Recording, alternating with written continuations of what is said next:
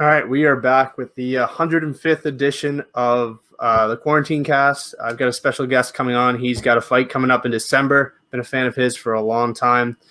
It's Peter Barrett, Slippery Pete. I've been looking forward to this one for a little while. Without further ado, I'm going to invite him in.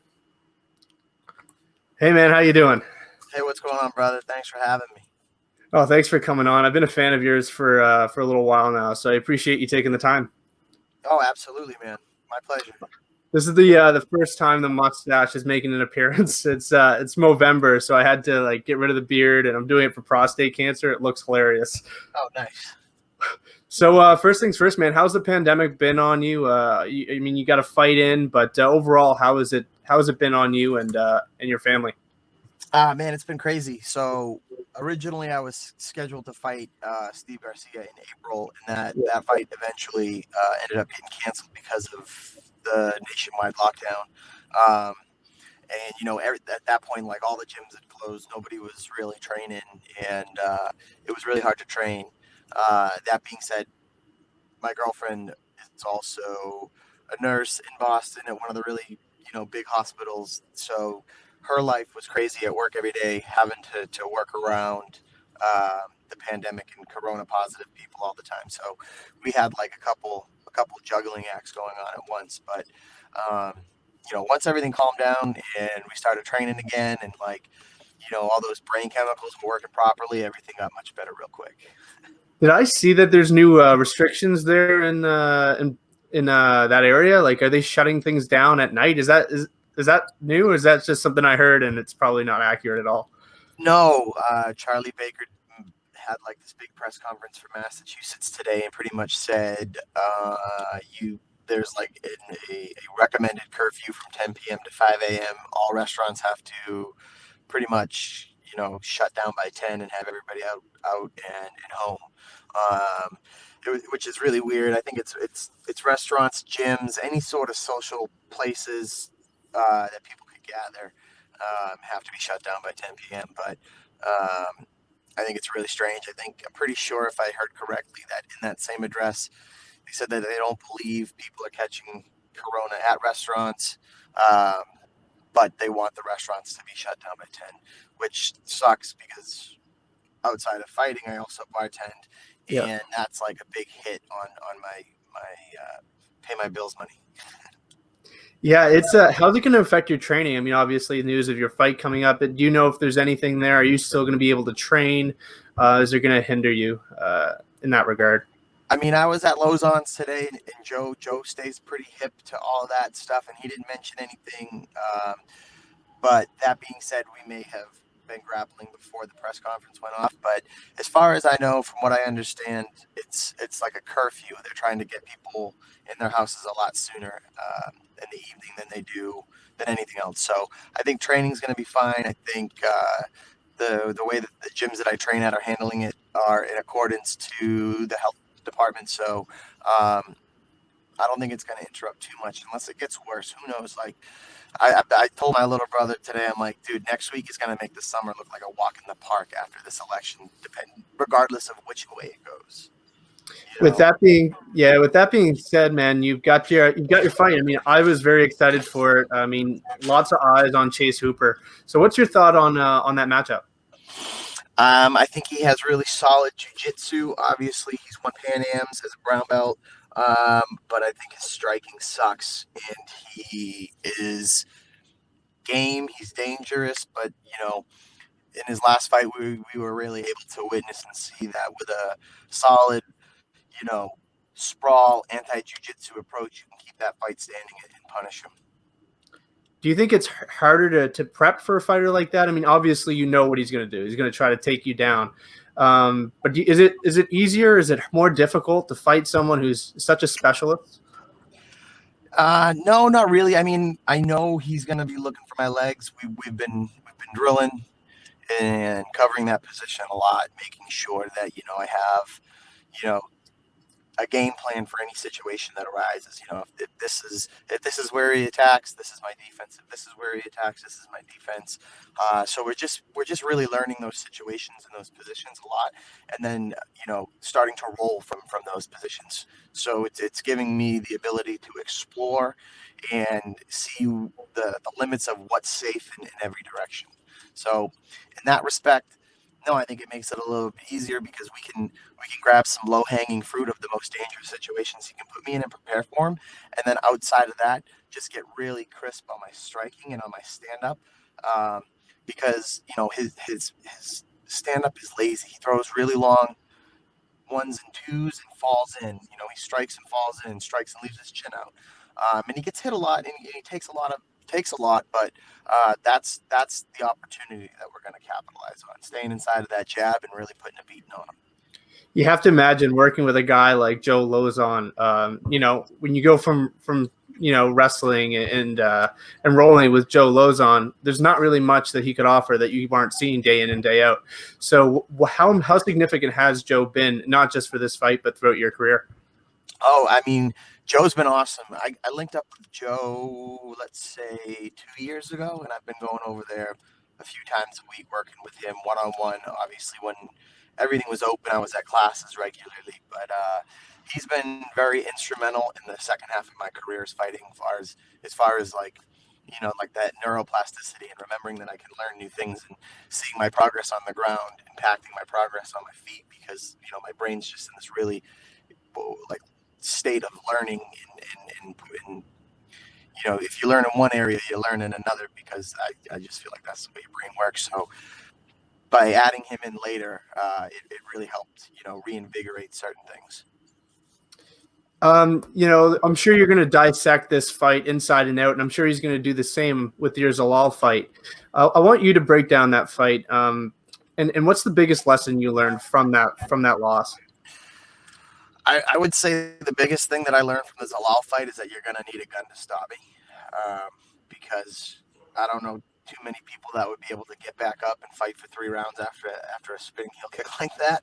Uh, I mean, I know I've got big balls. I'm strong. I'm tough. It takes a lot to stop me. I mean, but yeah, that was there was a lot of little things that I did really well in that fight too. Like he's what 10-1, 10-2, 10-3 maybe. I'm not. He's 10 wins somewhere or another, and a lot of those are submission wins. And I did a really good job defending all of his submission attempts. I did a really good job defending him when he was on my back.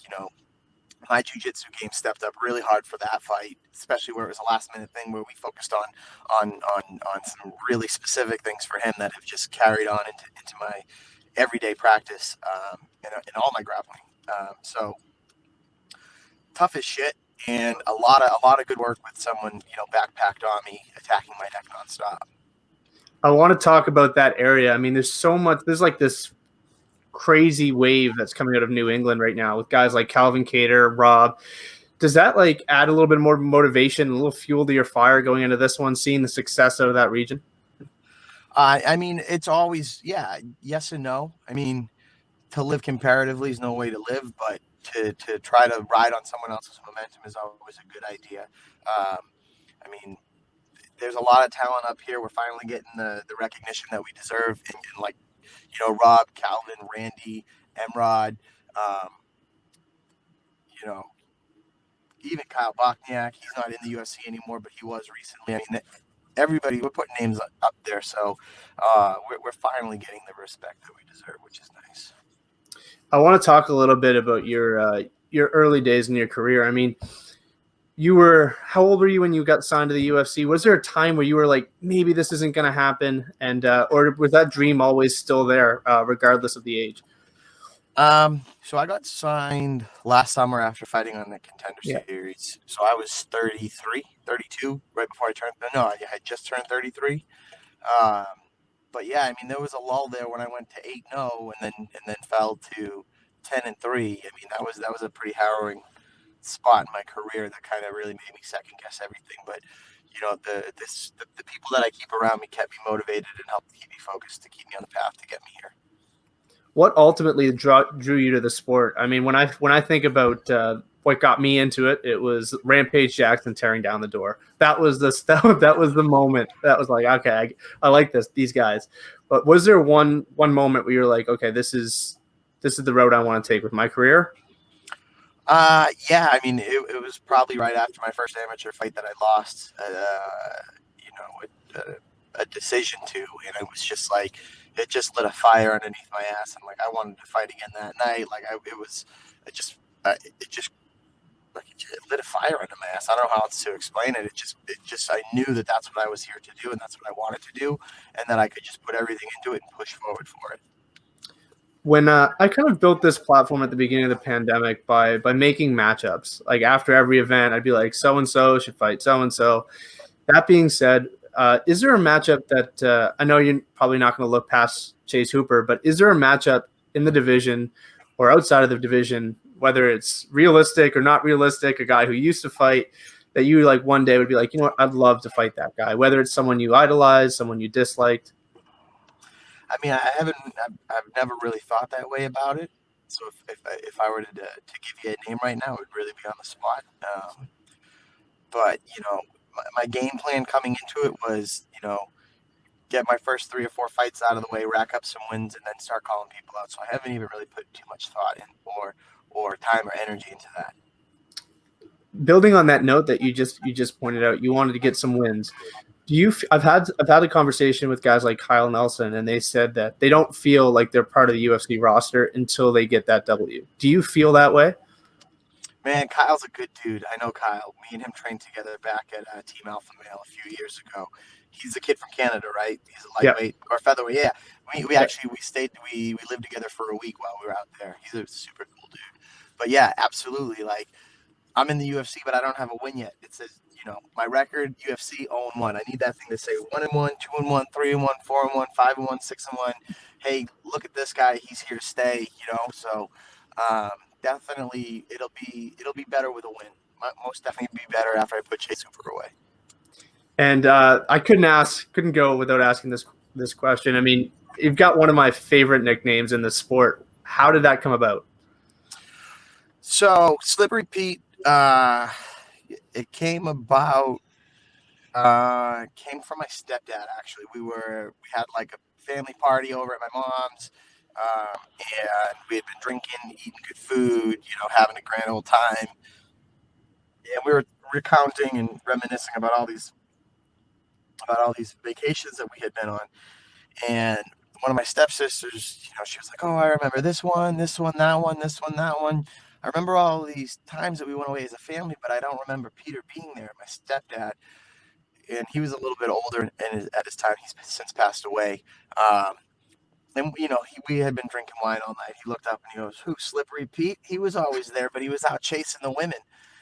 So that happened. It was, hilarious. I went back to the gym on Monday, was telling my buddies the story that I trained with about it, and they were like, "Dude, I think that's it. That we're gonna stick with that one."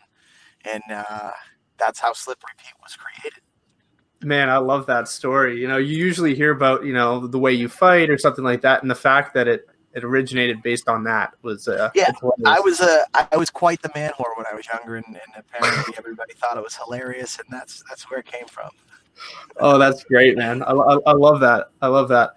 There's a big fight coming up at the end of the month. And I can't go without asking your predictions for it. Davison Figueiredo versus Alex Perez. Have you had the opportunity to meet either of those guys? And what's your prediction for it? Man, honestly, no, I haven't, and I'm just hoping that they both bring a high level game so we are all entertained. The worst is when you get 2 high level guys that are afraid of each other and they're not willing to risk it to win the fight, and then you end up with 2 guys that stalk each other for 5 rounds, not 2 guys that beat the shit out of each other for 5 rounds. So I just want to see a high level fight and an enjoyable fight at that. All right, I'll ask you one last question, and then I'll let you go. For people who haven't seen you, maybe didn't watch your Zalal fight or didn't watch you on the Contender Series, what's one thing that you could say about your style that separates you from a lot of the guys that are in the 45 division? It's some highly calculated violence. I mean, I like to get in there and I like to put a beating on the guys that I'm fighting. My best fights are when I come out hot. The slow starts are the ones that have haven't necessarily gone the best way for me, much like the Zalal fight. But when I come out firing, guns blazing, the dudes are normally put away real quick, and that's what I'm looking to bring with Hooper. I love it, man. Thank you so much for the time. And if this is the chance, can you plug your social media or anybody, any sponsors out there you want to shout out? Yeah, for sure. Get after me on Instagram at SlipperyPete145. You can follow my gyms.